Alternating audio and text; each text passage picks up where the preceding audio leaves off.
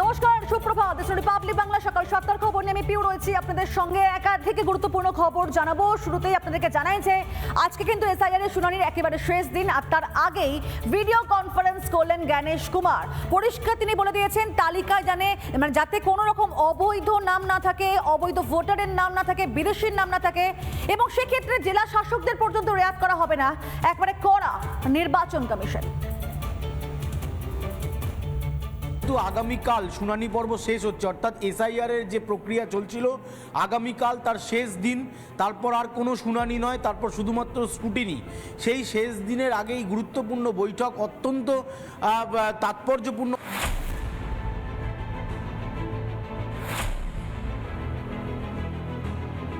ভুল নথি আপলোড করে পালিয়ে যাওয়া যাবে না।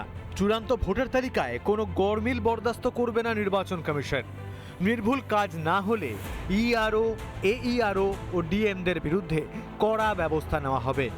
ভার্চুয়াল বৈঠকে সাফ জানালেন মুখ্য নির্বাচন কমিশনার জ্ঞানেশ কুমার। নিখুঁতভাবে এসআইআর করতে হবে, ভুল করে পালানোর পথ নেই। প্রয়োজনে 2 বছর বাদে পদক্ষেপ। বহু জায়গায় ভুয়ো নথি আপলোড সাদা কাগজ। আধিকারিকদের সতর্ক বার্তা কমিশনের।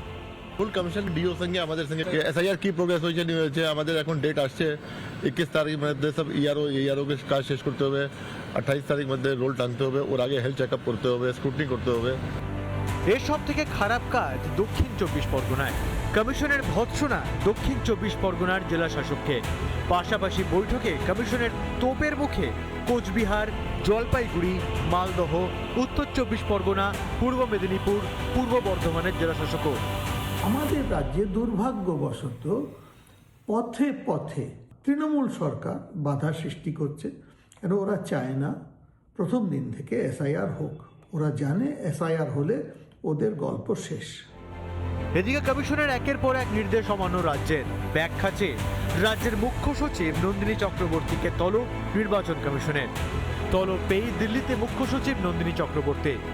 শাসক দল তৃণমূল কংগ্রেসের তোষামোদি করতে গিয়ে তারা রুল বুককে পাশে ফেলে দিয়ে মমতা ব্যানার্জি বা অভিষেক ব্যানার্জির কথায় তারা এই রাজ্য পরিচালনা করছেন, তাদের বিরুদ্ধে নির্বাচন কমিশন এক্ষেত্রে কঠোর ব্যবস্থা নিক।